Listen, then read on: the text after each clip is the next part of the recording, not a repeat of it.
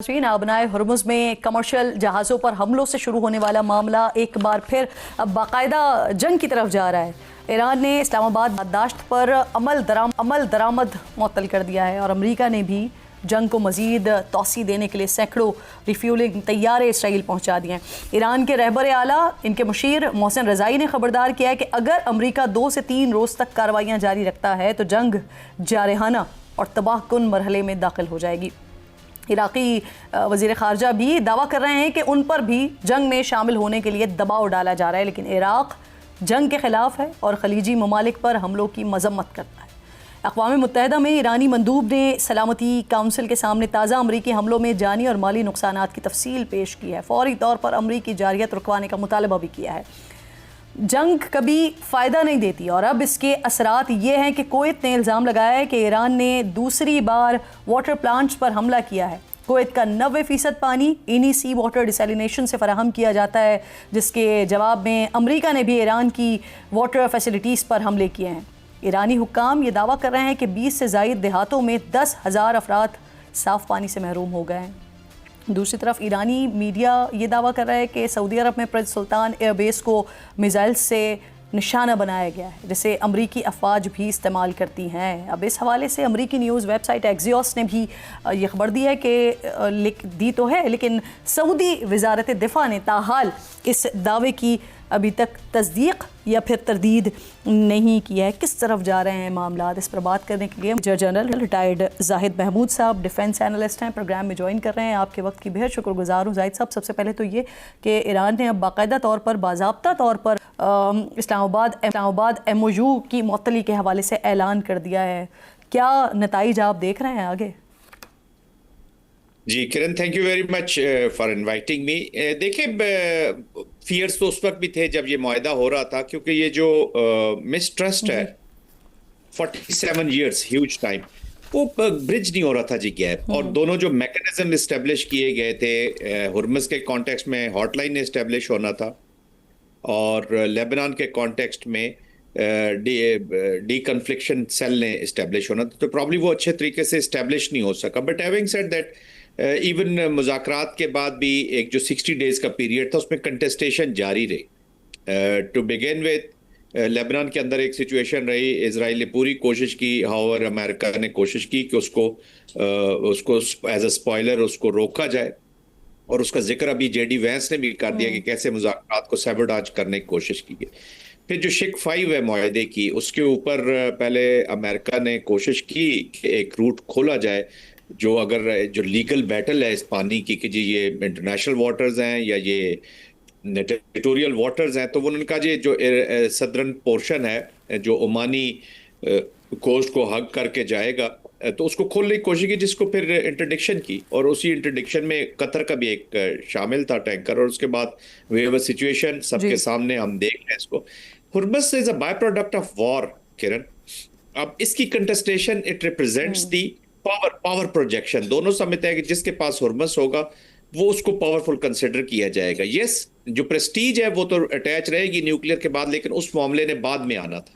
अभी जो मामला हमारे सामने इस्टेब्लिश हुआ, यहां से ईरान भी समझता है कि अगर मैंने हुर्मुज़ का लीवरेज छोड़ दिया तो फिर मैं जो रीजनल चेस बोर्ड है उस पर एक पावरफुल कैरेक्टर के तौर पे और ओवरऑल एक पावरफुल स्टेट के तौर पे नहीं जा पाऊंगा, और ये रिड्यूस करेंगे और ये कभी अपने वादे पूरे नहीं करेंगे। जो वो मिसट्रस्ट की बात है, चाहे वो फ्रीजिंग ऑफ एसेट्स हो या कोई भी और, मेरे साथ फिर दोबारा जंग भी कर लेंगे जी। और यही अमेरिका को डर था कि ईरान जो है वो इस गैप में 60 डेज में कि ये जो कंट्रोल है हुर्मुज़ का वो लूज नहीं करना चाहते थे, वो कॉमन्स के तौर पे रखना चाहते, तो उसी की कंटेस्टेशन है।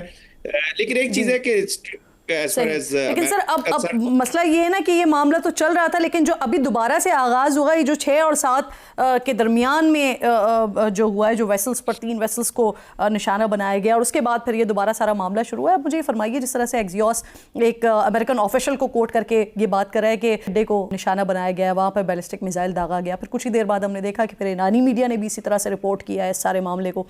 लेकिन यहाँ पर हैरत अंगेज तौर पर सऊदी अरब बिल्कुल खामोश है, ना उनकी तरफ से इस सारे मामले मामले पर अभी तक तस्दीक आई है न तरदीद आई है। अगर सऊदी अरब इस सारे मामले की तस्दीक कर देता है तो फिर हालात किस रुख पर जा सकते हैं? और फिर यहाँ पर एक और पॉइंट सबसे इंपॉर्टेंट है कि हमारा तो डिफेंस पैक्ट है सऊदी अरब के साथ और क्लैरिटी भी है बड़ी।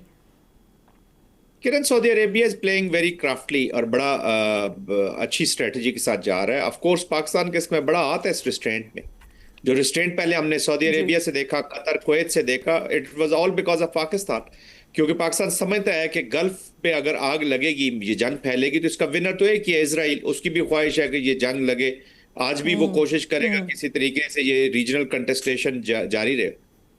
लेकिन देखिए, ईरान ने एक सिंबल एक चीज दिखाई है, एक कार्ड शो किया है कि ये मत समझे कि ये रिस्पॉन्सेज जो है हमारे वो सिर्फ जीसीसी कंट्रीज तक की रिस्ट्रिक्ट रहेंगे।